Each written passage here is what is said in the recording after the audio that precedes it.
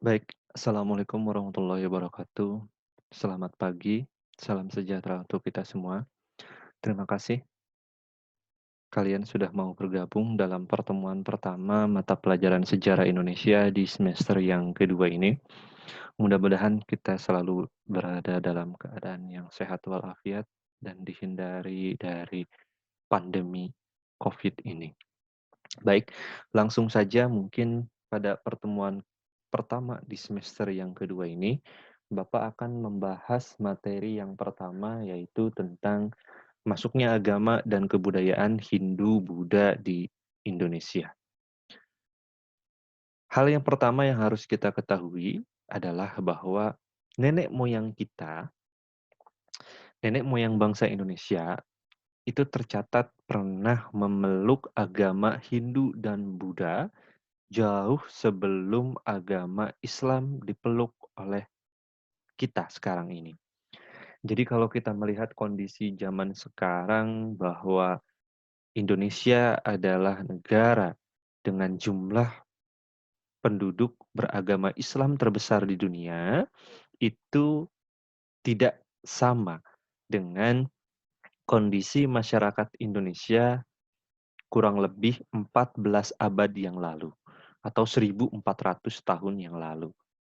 Berdasarkan bukti-bukti yang ada, yaitu bukti ditemukannya bangunan-bangunan candi seperti yang ada di gambar, ataupun bukti sebaran-sebaran prasasti, dan bukti bahwa adanya saudara kita di masa ini yang memeluk agama Hindu, para ahli menyimpulkan bahwa kurang lebih sekitar 14 abad yang lalu, ya, nenek moyang kita pernah memeluk agama Hindu dan Buddha.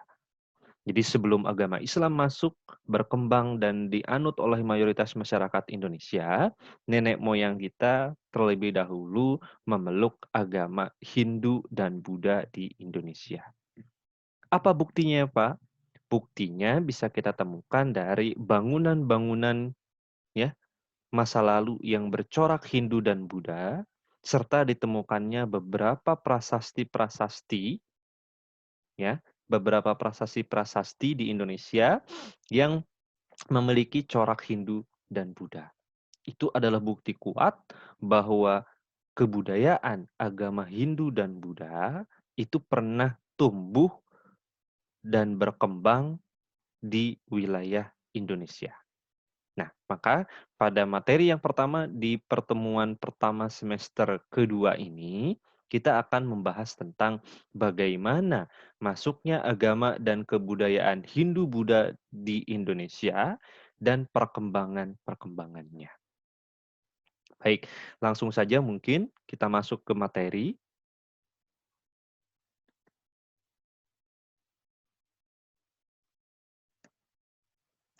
Nah, yang pertama itu adalah pengaruh Hindu dan Buddha di Indonesia. Nah, sebelum kita mencari tahu lebih jauh bagaimana Hindu dan Buddha itu bisa berkembang, kita harus melihat dulu bagaimana agama Hindu dan Buddha itu bisa masuk. Bagaimana latar belakangnya. Nah, perlu kalian ketahui, di masa prasejarah atau masa sebelum kebudayaan Hindu dan Buddha itu masuk ke Indonesia, sudah terlebih dahulu terjadi hubungan antara masyarakat di Nusantara dengan pedagang-pedagang dari India. Kenapa di India? Karena India ini adalah cikal bakal muncul dan lahirnya agama Hindu dan Buddha. Jadi kalau kita lihat agama-agama mayoritas di dunia sekarang ini, misalnya agama Islam lahir dan muncul di Arab, di Mekah. Agama Kristen itu lahir dan muncul di daerah Palestina. Lalu agama Hindu dan Buddha ini lahir, muncul, dan berkembang pertama kali ini ada di anak benua Asia, yaitu negara yang kita kenal sekarang dengan negara India. Nah, ketika terjadi hubungan perdagangan antara nenek moyang kita di Nusantara dengan pedagang-pedagang yang berasal dari India, itu kemudian menghasilkan sebuah akulturasi kebudayaan antara kebudayaan di Nusantara dengan kebudayaan Hindu-Buddha yang dibawa oleh pedagang-pedagang atau oleh orang-orang dari India. Nah, bagaimana hubungan antara nenek moyang kita dengan orang India, itu bisa kita lihat dari peta. Nah, ini adalah gambaran peta sekitar awal abad Masehi yang menunjukkan hubungan antara perdagangan India dan Cina. Hubungan perdagangan antara India dan Cina ini melibatkan Indonesia yang terletak di jalur perdagangan dua kebudayaan besar ini, akhirnya terlibat dalam kontak dagang dua kebudayaan besar ini dan mengakibatkan Indonesia mendapatkan pengaruh yang besar dari dua kebudayaan besar tersebut. Nah, bisa kalian lihat tanda garis biru ya dan tanda garis merah ini adalah jalur perdagangan antara India dan Cina. Jika sebelumnya ya, jika sebelumnya India dan Cina berdagang melalui daratan yang dikenal sebagai jalur sutra, secara mengejutkan tiba-tiba jalur perdagangan darat itu mulai ditinggalkan oleh pedagang India dan Cina. Kenapa mulai ditinggalkan? Karena di jalur darat, jalur sutra di darat itu sudah mulai tidak aman dari ancaman perampok-perampok. Jadi banyak sekali saudagar-saudagar atau pedagang-pedagang dari Cina maupun India ketika melakukan perjalanan untuk perdagangan itu dirampok di pertengahan jalan. Nah, tentu ini mengakibatkan kerugian bagi pedagang tersebut, sehingga akhirnya para pedagang-pedagang dari India dan Cina mencoba mencari jalur-jalur alternatif yang lebih aman. Didukung dengan perkembangan teknologi perkapalan pada masa itu, akhirnya bangsa India dan Cina melakukan perdagangan melalui jalur laut. Walaupun jarak tempuhnya itu semakin lama atau semakin jauh, tapi dengan alasan faktor keamanan, akhirnya jalur laut pun digunakan. Nah, ketika terjadi perpindahan jalur perdagangan itulah akhirnya bangsa India dan Cina itu mulai mengenal bangsa atau nenek moyang kita yang ada di Nusantara. Nah, ketika bangsa India dan Cina itu melakukan pelayaran dalam tujuan perdagangannya, mereka tidak segan-segan untuk singgah dan berinteraksi langsung dengan nenek moyang kita. Dalam interaksi itu, mereka saling mengenal dan akhirnya mereka pun saling bertukar kebudayaan. Termasuk dari bangsa India, kita mulai mengenal agama Hindu dan Buddha. Nah, bagaimana pengaruh dari agama Hindu dan Buddha yang dibawa oleh orang-orang India di Indonesia? Yang pertama, salah satu pengaruh dari Hindu dan Buddha bagi nenek moyang kita di Indonesia atau di Nusantara itu yang pertama adalah berubahnya sistem pemerintahan. Ya, jadi sebelum kontak dengan bangsa India, ya, sistem pemerintahan atau sistem politik itu sudah dikenal oleh nenek moyang kita. Sistem pemerintahan atau sistem politik yang dianut oleh nenek moyang kita itu dikenal dengan prinsip primus inter pares. Primus inter pares ini di mana masyarakat masyarakat di Nusantara itu memiliki cara sendiri untuk memilih seorang pemimpinnya. Jadi, masyarakat di Nusantara atau nenek moyang kita itu sudah mulai mengenal pemimpin jauh sebelum berinteraksi atau berhubungan dengan orang India. Tapi cara memilih pemimpinnya itu melalui pemilihan. Makanya disebut sebagai sistem primus inter pares, di mana calon-calon pemimpin itu diseleksi, kemudian diadu, dan akhirnya dipilihlah calon pemimpin yang terbaik secara demokratis atau dipilih secara musyawarah. Dan ketika pemimpin tersebut meninggal atau wafat, maka harus digantikan oleh pemimpin yang baru melalui mekanisme yang sama, yaitu pemilihan secara demokratis pula. Ya, jadi konsep primus inter pares ini sangat menjunjung tinggi nilai-nilai demokratisasi, di mana pemimpin itu dipilih berdasarkan kompetensi-kompetensi yang dimilikinya. Tapi hal ini mulai berubah ketika masyarakat Indonesia berinteraksi dengan orang India dan menerima pengaruh dari India. Nah, India yang menganut agama Hindu dan Buddha itu memiliki sistem pemerintahan kerajaan, di mana pemimpin masyarakatnya itu bergelar seorang raja. Dan raja itu mewariskan kepemimpinannya secara turun-temurun berdasarkan garis keturunan. Jadi kalau ayahnya raja dan meninggal, maka anaknya lah yang akan menggantikan. Ketika anaknya memerintah jadi raja dan meninggal, maka anaknya lagi lah yang menggantikan. Terus-menerus berdasarkan sistem keturunan. Nah, konsep pemerintahan kerajaan ini akhirnya diadopsi atau ditiru oleh nenek moyang kita setelah mendapat pengaruh dari India. Akhirnya primus inter pares itu akhirnya ditinggalkan. Nah, kemudian yang kedua, pengaruh dari Hindu Buddha ya bagi masyarakat di Nusantara itu yang kedua itu adalah sistem kasta.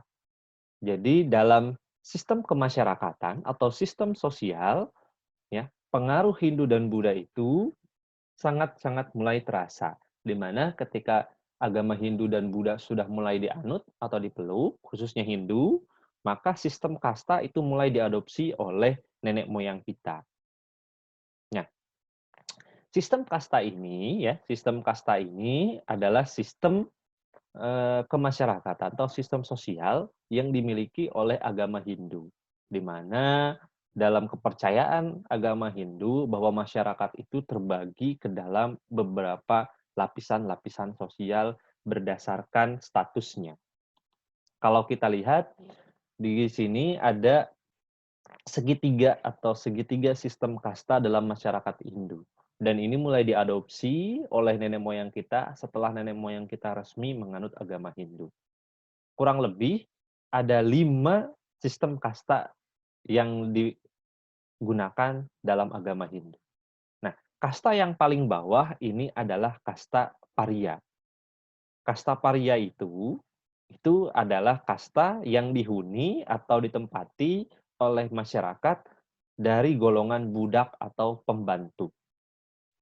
Jadi golongan-golongan budak ya, orang-orang miskin itu masuk ke dalam kasta Pariya. Dia menempati segitiga yang paling bawah, dasar segitiga. Jadi dalam sistem sosial kemasyarakatan agama Hindu, kasta yang paling rendah, kasta yang paling bawah itu adalah kasta Pariya. Di atas kasta Pariya itu adalah kasta Sudra yang dihuni oleh masyarakat-masyarakat umum, non pembantu atau non budak. Sedangkan di atas kasta Sudra itu ada kasta Waisya yang dihuni oleh kaum-kaum pedagang, petani, dan nelayan. Sedangkan di atas kasta Waisya itu ada kasta Ksatria. Kasta Ksatria ini dihuni oleh masyarakat yang memiliki status sebagai bangsawan atau raja atau pegawai dari pemerintahan itu. Kalau sekarang PNS mungkin seperti itu. Sedangkan di puncak segitiga yang memiliki kasta tertinggi yang merupakan penghuni kasta paling terhormat dan paling dihormati dalam agama Hindu itu adalah kasta Brahmana, yaitu dihuni oleh kaum pendeta atau pemuka agama. Nah, masing-masing kasta ini tidak boleh bercampur. Bahkan dalam sebuah perkampungan pun, ya, kasta-kasta ini tidak boleh bercampur. Jadi dibedakan. Pemukiman kasta Pariya itu berbeda dengan pemukiman kasta Sudra dan sebagainya. Dan begitu pula dalam hal pernikahan. Tidak boleh terjadi pernikahan lintas kasta. Sebagai contoh misalkan kasta kesatria, anak dari golongan bangsawan itu tidak boleh menikah dengan anak dari golongan waisya atau pedagang, petani, dan nelayan. Tidak boleh. Jadi pernikahan itu harus antar kasta. Tidak boleh pernikahan lintas kasta. Selanjutnya, kita akan bahas bagaimana proses masuknya agama Hindu dan Buddha itu ke Indonesia. Nah, terkait bagaimana cara pertama kali agama Hindu dan Buddha itu masuk ke Indonesia, itu masih terjadi perdebatan. Kenapa mulai terjadi perdebatan? Karena para sejarawan itu berbeda-beda dalam memandang bagaimana agama Hindu itu pertama kali datang ke Indonesia. Itu bisa terbukti dari adanya teori-teori yang berisi tentang kapan dan bagaimana cara masuknya agama Hindu dan Buddha ke Indonesia. Nah, kurang lebih ada 5 teori ya tentang masuknya Hindu dan Buddha ke Indonesia.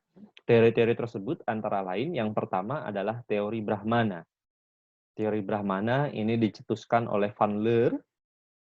Yang kedua ada teori Vaishya yang dicetuskan oleh Krom dan Kudes. Yang ketiga adalah teori Ksatria yang dicetuskan oleh Majundar. Yang keempat ada teori Sudra yang dicetuskan oleh von Faber. Sedangkan yang terakhir itu adalah teori arus balik yang dicetuskan oleh Bose. Kita akan bahas satu persatu bagaimana para ahli dengan teori-teorinya memandang pertama kali agama Hindu itu masuk ke Indonesia. Nah, yang pertama ini adalah teori Brahmana. Tadi disinggung bahwa Brahmana dalam sistem kasta atau sistem sosial agama Hindu itu menempati puncak segitiga. Kasta paling terhormat, paling dihormati oleh masyarakat pemeluk agama Hindu. Nah, teori Brahmana ini pertama kali diungkapkan oleh Van Leur. Menurut Van Leur, agama Hindu masuk ke Nusantara atau ke Indonesia itu dibawa oleh kaum Brahmana. Jadi yang pertama kali membawa agama Hindu ke Indonesia itu adalah kaum Brahmana. Van Leur berpendapat bahwa adanya bukti prasasti yang berhuruf Palawa dan berbahasa Sanskerta itu adalah bukti nyata bahwa agama Hindu dibawa oleh kaum Brahmana. Jadi menurut Van Leur, ya pendapatnya ini punya bukti kuat, yaitu ditemukannya prasasti-prasasti di hampir seluruh wilayah Indonesia itu berhuruf Palawa dan berbahasa Sanskerta. Kenapa? Karena dalam tradisi agama Hindu, yang bisa menulis huruf Palawa, yang bisa membaca huruf Palawa, dan bisa berbahasa Sanskerta itu hanya kaum Brahmana. Kaum Ksatria, Waisya, Sudra, dan Parya itu nggak bisa menulis huruf Palawa dan membaca huruf Palawa atau berbahasa Sanskerta itu tidak bisa. Satu-satunya yang bisa itu hanya kaum Brahmana. Jadi menurut Van Leur, prasasti itu dibuat oleh kaum Brahmana dan itu menunjukkan bahwa kaum Brahmana sendirilah yang menyebarkan agama Hindu dari India ke Indonesia. Tapi ada beberapa sejarawan yang tidak sepakat dengan teori ini. Ada kekurangan dari teori ini. Apa kekurangannya? Kekurangannya itu antara lain adalah dalam tradisi atau kepercayaan agama Hindu, seorang Brahman ya atau kaum Brahmana itu tidak boleh menyeberang lautan. Sedangkan kalau kalian lihat di peta, antara India dan Indonesia itu dipisahkan oleh lautan. Sehingga tidak mungkin kaum Brahmana itu datang langsung ke Indonesia untuk menyebarkan agama Hindu. Karena itu pantangan. Nah, ini kelemahan dari teori Brahmana. Ada kelebihannya, bukti-buktinya, tapi juga ada kekurangannya. Itu teori Brahmana menurut Van Leur. Sedangkan yang kedua, ada teori Ksatria. Nah, teori Ksatria ini diungkapkan oleh Majundar. Nah, menurut Majundar, bahwa yang membawa agama Hindu dari India ke Nusantara atau ke Indonesia itu tidak lain dan tidak bukan adalah golongan kasta Ksatria. Menurut Majundar, yang membawa agama Hindu ke Indonesia itu kaum Ksatria. Bajundar ini mendasari pendapatnya kepada semangat berpetualang kaum ksatria ini. Jadi menurut Majundar, kaum ksatria, raja atau bangsawan itu memiliki semangat untuk berpetualang. Semangat untuk menaklukkan daerah-daerah baru untuk dijadikan wilayah kerajaannya. Dan termasuk dalam hal ini menurut Majundar adalah Indonesia. Jadi kaum ksatria datang ke Indonesia untuk motivasi berpetualang dan mencari daerah baru. Dan ketika mereka berpetualang itulah mereka pun sambil memperkenalkan agama Hindu. Tapi menurut para sejarawan yang lain, pendapat Majundar ini lemah. Lemahnya itu sampai sekarang belum ditemukan bukti bahwa adanya kaum ksatria dari India datang ke Nusantara.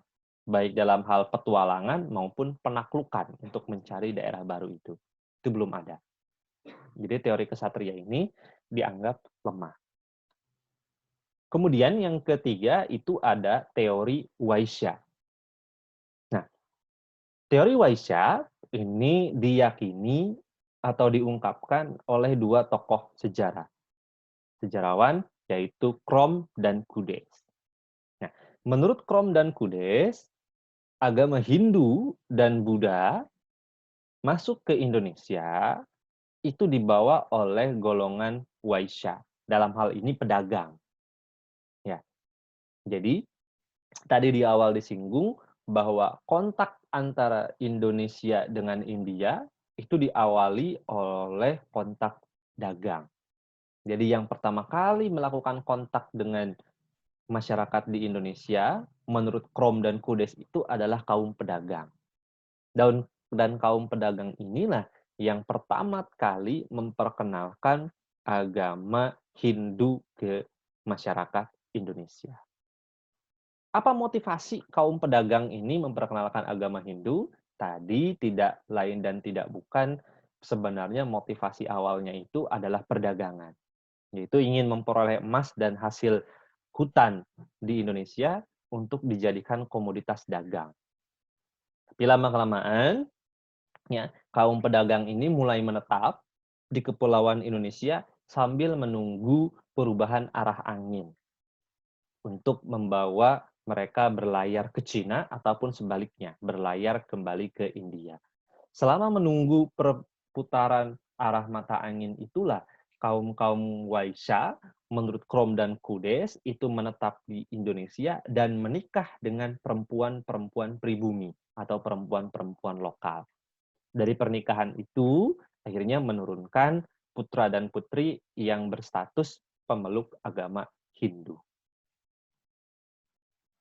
Nah, tapi teori Waisya sama seperti teori-teori sebelumnya pun ini memiliki beberapa kekurangan.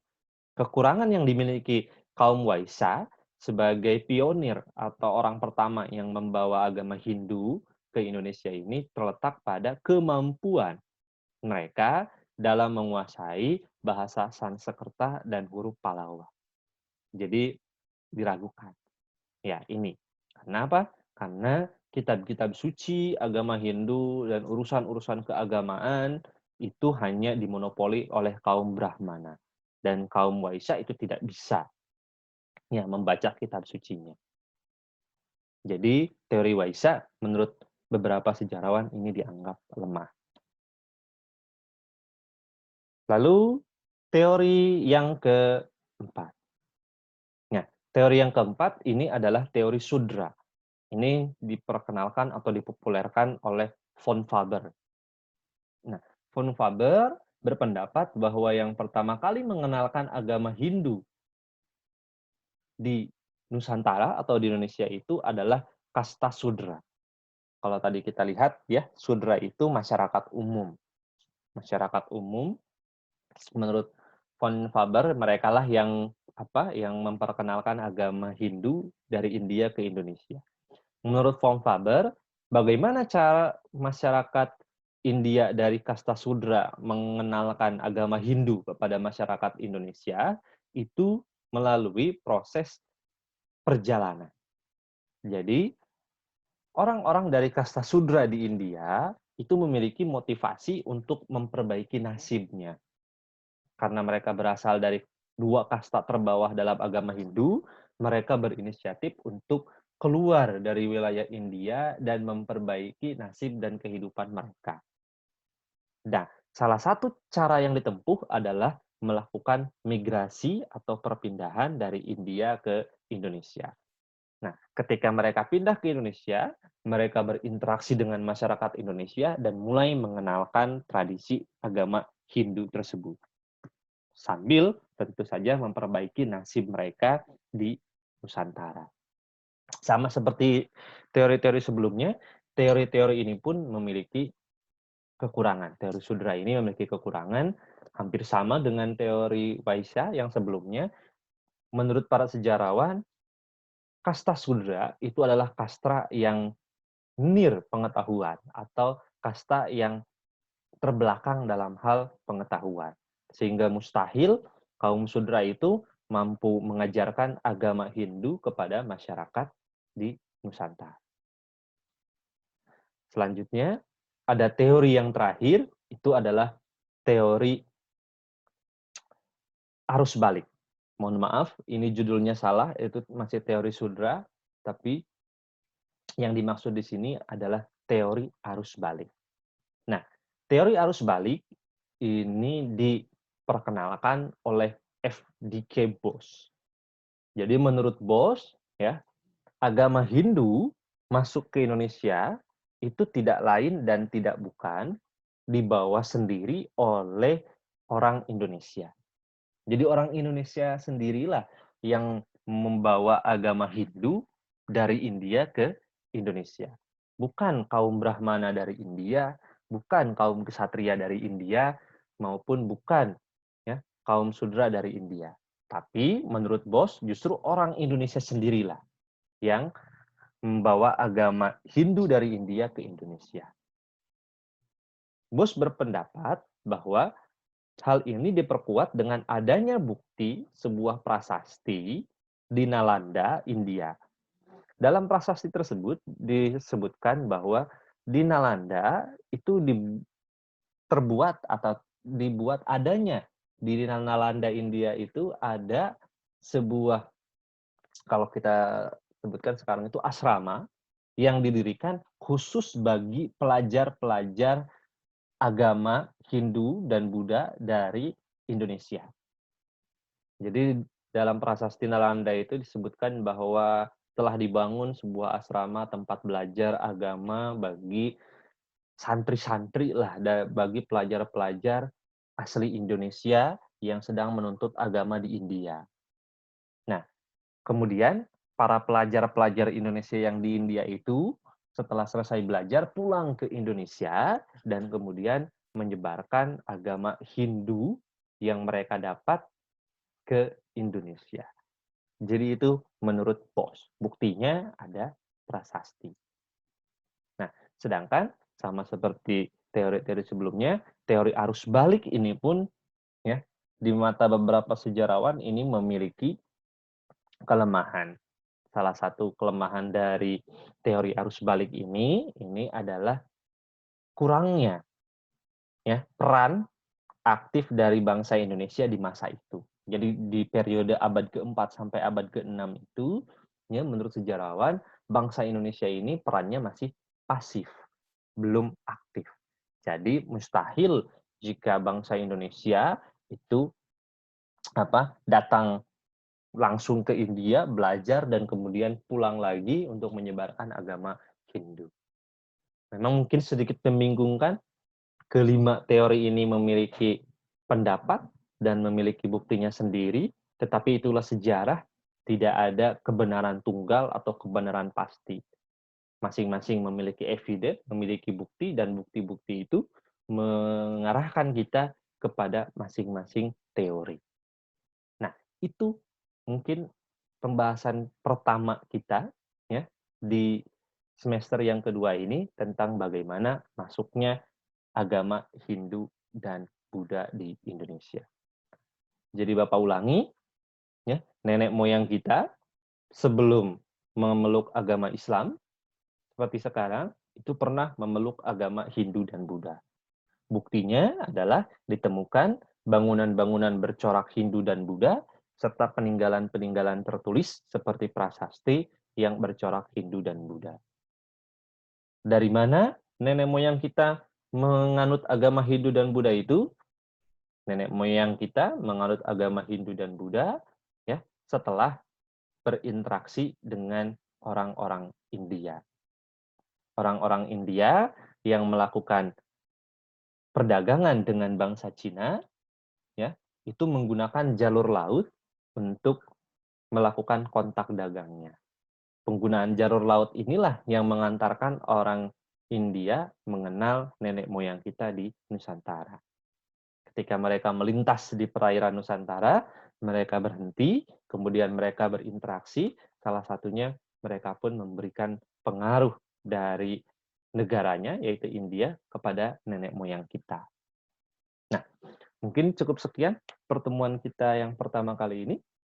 Kurang lebihnya mohon maaf. Mungkin nanti kita bisa bertemu di pertemuan kedua. Mudah-mudahan kalian paham ya, mengerti tentang sedikit pembahasan ini. Jika kurang mengerti, mungkin kalian bisa lebih explore lebih jauh tentang bagaimana masuknya agama Hindu dan Buddha ke Indonesia. Terima kasih. Kurang lebihnya mohon maaf. Wallahul muwaffiq ila aqwamit thoriq. Assalamualaikum warahmatullahi wabarakatuh.